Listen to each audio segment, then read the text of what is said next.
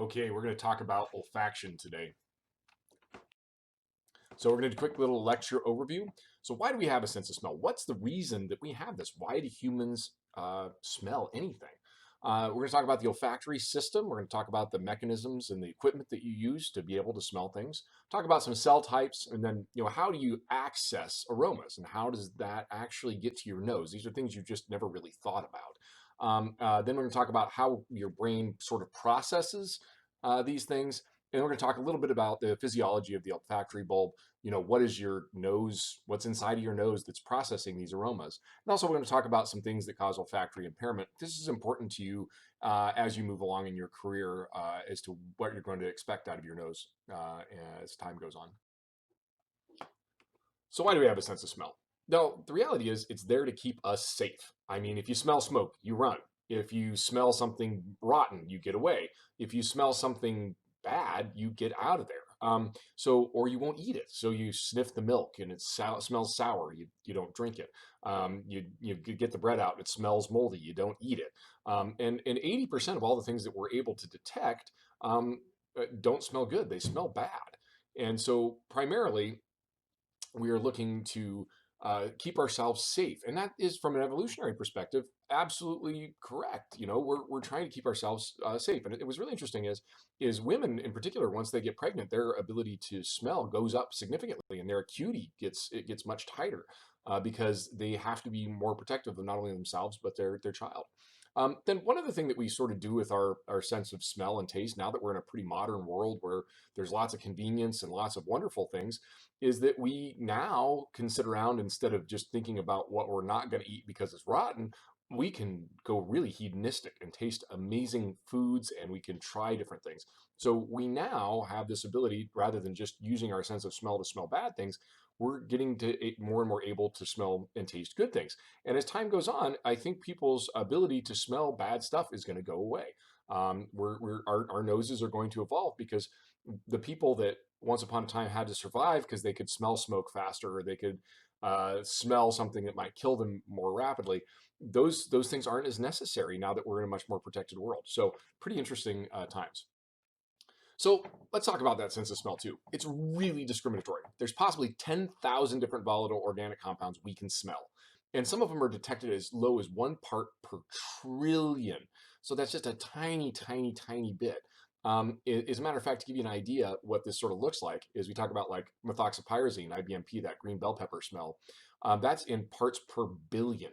So, that would only take 8 people out of all of humanity's population to be able to smell it, if you think of it in that terms, in parts per billion. And then we think about parts per trillion. Trichloroanisole, which is what drives cork taint, that's a few parts per trillion. 1 part per trillion will scalp a wine. 2 parts per trillion will probably be able to be detected by a few people. And about 5 parts per trillion is about where most people can smell it. And that's the compound that ruins wine. And you think about that, is pretty amazing that in a few parts per trillion, you can wipe out a wine. So to give you an idea what that looks like, all it would take is 1 tablespoon full of trichloroanisole to ruin all the wine on Earth. 1 tablespoon ruins all the wine on Earth. Pretty amazing, just from that standpoint. So let's talk about the olfactory system. And we want to take a look at this slide. We're going to walk you through it real quick. But essentially, when you smell something, it goes into your nose, and you've got this fairly interesting, pipeline that you probably never really thought about inside your head, that brings air in through your nose. And then in that process, right under your skull, you've got all of this equipment to help you smell. Now, realize it's pretty small. It's only about 2 centimeters by 5 centimeters in humans. We'll talk about dogs in a minute, but it's just to give you an idea, that's only about 2 inches by about not even quite an inch wide, and this is what allows us to smell. And so there's all these little um, uh, olfactory bulb, and then we have this olfactory mucosa. And this is the really important piece: is the mucus in your nose is what really drives your ability to smell. And then as we get up kind of close and personal, we have that olfactory mucosa, which is what allows things to bind to our cilia and then bring that smell up into our brain. And then when we smell that smell, it sets off a kind of a cascade effect in which we are able to then go on to smell things. So these nerves are what allow us to smell. Now, what's pretty interesting about this is that all of this comes and goes pretty regularly. And we'll talk about the lifespan of your olfactory system, but it's fairly short. And so what's really interesting is we never really think about this. And I always thought this was kind of cool to me, was I never really thought about what drove why we smell. We're not going to get too far into this because I don't think you need to do the organic chemistry to get there, but nonetheless, pretty interesting. So let's talk about the cell types once we get into there. So we have these basal cells, and they're what give your cell strength, and they are what hold the supporting cells in place. And then you have these supporting cells that occupy a lot of the mass, and they're what holds everything in place.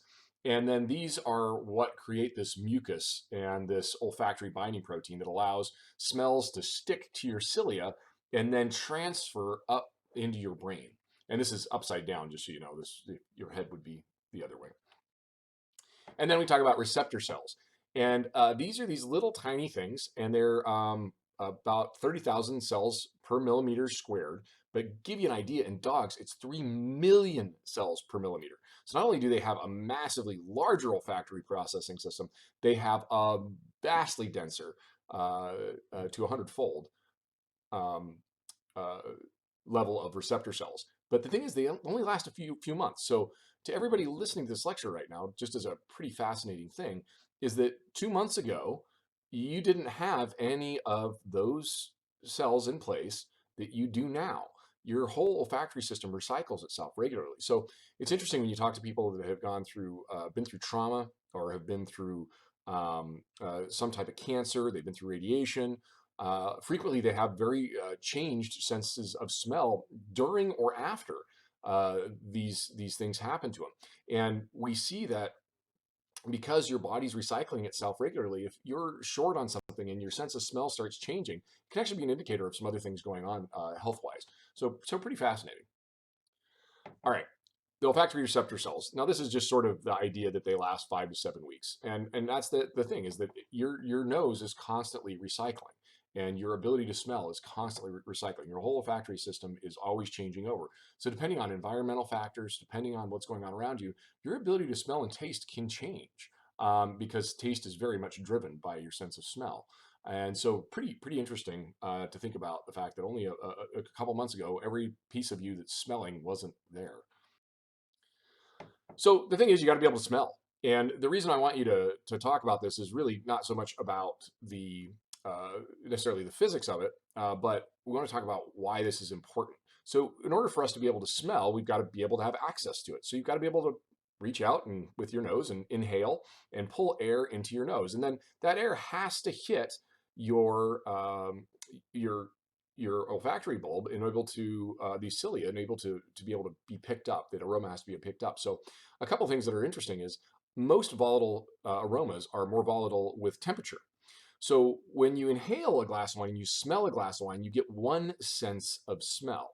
But then when you sip a wine and it goes into your mouth and goes from either cool or room temperature, so around 20 degrees centigrade, up to your body temperature somewhere in the 30s, you suddenly will have a big change in the volatilities of the things in the wine.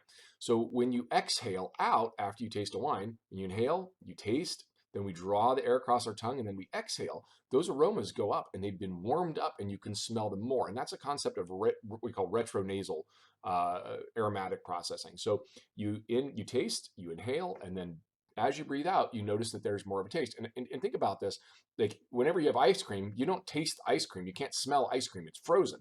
But as soon as that, like vanilla ice cream or chocolate ice cream, you can't smell it. But as soon as you taste it, all of a sudden it explodes with flavor, and that's that warming up. So those aromatic compounds become volatile, and then you can smell it. So this is an up close of the cilia. This is the main site of odor detection, and these are these little tiny receptor cells, and they're covered with this olfactory binding protein, and this is what allows us to be able to smell. So this is going inside your head right now. And so this is just that idea of what we have going on with odorant molecules hitting the olfactory epithelium, and then they go through this whole set of processes, and then it hits our brain.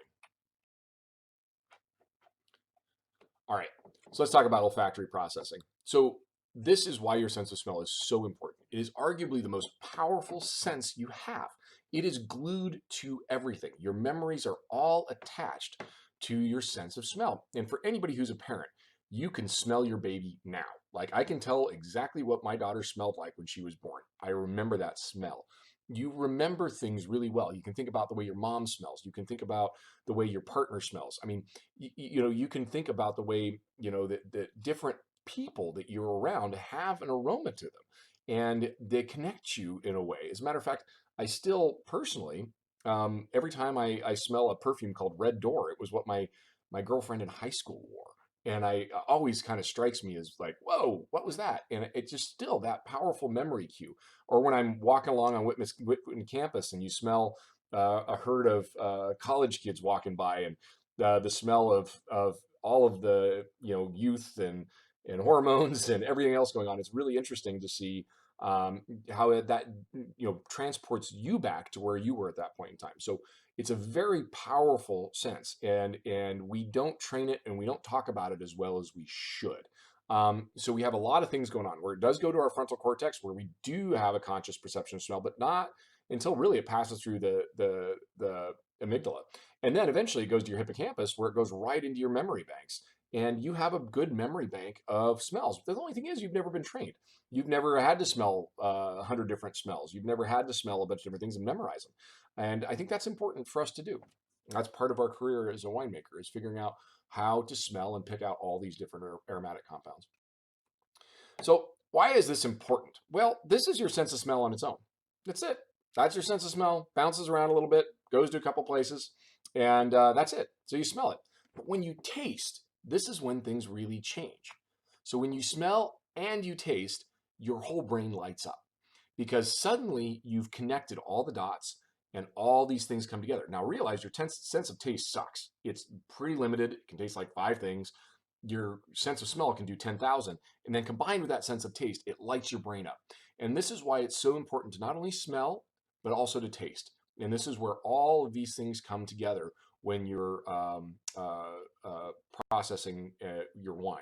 Now, I want to give you a phrase that you need to keep with you, is that the nose knows and the tongue lies, because your nose knows. It knows it can do 10,000 different things.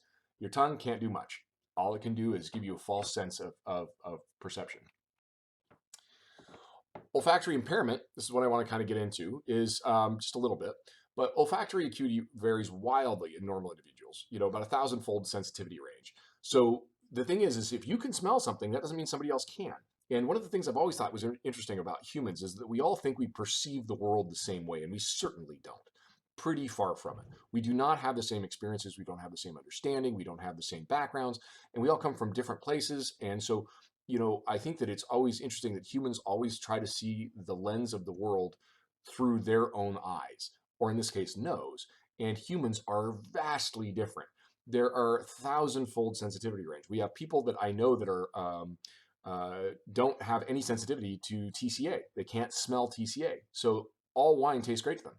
Like even corked wine still tastes great because they can't smell it. So they have an anosmia, or an inability to be able to smell.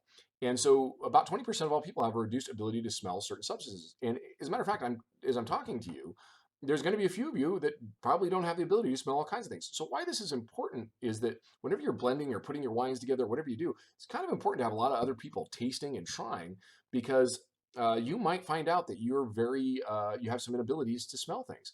I have a hypersensitive ability to smell TCA, and I have a hypersensitive ability to smell volatile acidity, and probably to a fault. And as a matter of fact, the wines at College Cellars are probably too clean because I don't tolerate volatile acidity. But a lot of people like that little elevated note that you might get when you do have that kind of airplane gluey thing that comes with elevated volatile acidity. But there are some other people who just have a genetic defect and just can't smell. And another thing that's really interesting, we talk about olfactory impairment, is COVID-19 seems to knock the smell out of about 20 to 30% of all people who get it. They flat out cannot smell or taste. And so that's a kind of a fascinating sidelight to that. It'd be interesting to find out what the drivers are of that. So other reasons that we can have them is just good old upper respiratory infection, nasal obstruction. You got a plugged up nose, environmental pollutants, smoking. We'll talk about smoking. Head trauma. So this is interesting. So I put this on here because my dad had a head injury back when I was a kid, and he said his sense of taste and smell changed radically after he had a close head injury. Parkinson's and Alzheimer's as well can cause issues. And then, of course, some prescription medications can alter you, and they're going to alter the way that you taste. And then we're also going to and smell. And then, of course, age. As we get older, those things change. So we'll get into that a little bit more in a second. So this is the anosmia, inability to correct, common odors. So this is subjects presented with 7 common odors: baby powder, chocolate, cinnamon, coffee, mothballs, peanut butter, and soap. Um, Previously identified anosmics identified less than 15% of odors. More than half couldn't identify any. So there are people out there that literally can't smell. And if you can't smell, then you kind of can't taste, and you can kind of eat whatever you want. Maybe it's good, maybe it's bad, might be terrible. But just kind of interesting. This does happen. Another thing that's really kind of crazy about olfactory impairment is that there are some other people that, even though they can't smell, they can perceive like irritant odors like ammonia and menthol because it burns, and they actually can feel it, but they still can't smell it. And then another thing that was really interesting is that my friend Dave is an epileptic. He can tell when a seizure is going to come on because his sense of smell radically changes before he has an event. And then another thing that was really interesting is people that are schizophrenic can have different noses. Like when their personality switches, they can smell different things, and their ability to smell things changes along with their personality, which just absolutely blows my mind. So real quick, age and olfactory sense. There's a reality is the older you get, the less you can smell, and you kind of have a decline in those as time goes on. So as you get a little bit older, it's kind of like when you go to the restaurant and they just dump salt on, like you see the old couple come in and they dump salt on their food automatically. You lose your ability to taste as time goes on, and really that has a lot to do with your body's inability to kind of keep reproducing those olfactory cells as good as they did early on. The human body manufacturing system starts to break down as it gets a little bit older. And then this is the other one that I really wanted to kind of point out here, is that decline in olfactory sensitivity as we age. What's interesting is you see that 5 to 9 to 10 to 19 where there's this big increase in ability to smell and taste. That's probably not true. It's just that you have the ability by the time you get to be 19 or 20 years old to identify things. Kids probably know or can smell. They can probably smell better than anybody older. They're just their ability to have a nose vocabulary or an aroma vocabulary is down. And then as we get to be about 20, we kind of peak. And then once we hit around 60, our sense of smell declines pretty precipitously and pretty quickly after that. So it's harder and harder to smell as we get a little bit older. The last thing is smoking. There's a very, very, very strong correlation amongst smoking in your ability to smell and taste. If you are a winemaker and this is your chosen path, and you choose to do this, you should probably not smoke cigarettes. And it's going to impair your ability to smell, and you're going to have a decreased ability to give customers what they want. So in general, we know that smoking is a pretty bad idea. So if you smoke, probably just stop. It's a good idea. All right, real quick, things to know. So why do we have a sense of smell? Pretty much about danger, and keeping us safe and being able to eat good food. But now that we're in today's day and age, we're in a really lucky space because we get to use our sense of smell and taste to taste wonderful, delicious things. And that inability to smell is called an anosmia. And there are anosmics out there. And we may find in this class that there are some of you that don't have an ability to smell things, which is kind of cool. And then we ought to think about the reasons for lack of olfactory sensitivity. And primarily, the only one you can control is smoking. So stop. And so, what happens to our sense of smell as we age? And we just smell less well. That just goes on. But the good news is I think that your nose, in many ways, is like any other part of your body, and that you can train it. And the more you train it, the more you keep up with it, the more you keep your body healthy, the more you can keep your sense of smell healthy. So think about it that way, that maybe there's some opportunity for you to make sure you take care of your nose as good as possible so you can have a long career. There's some references for you. Cheers.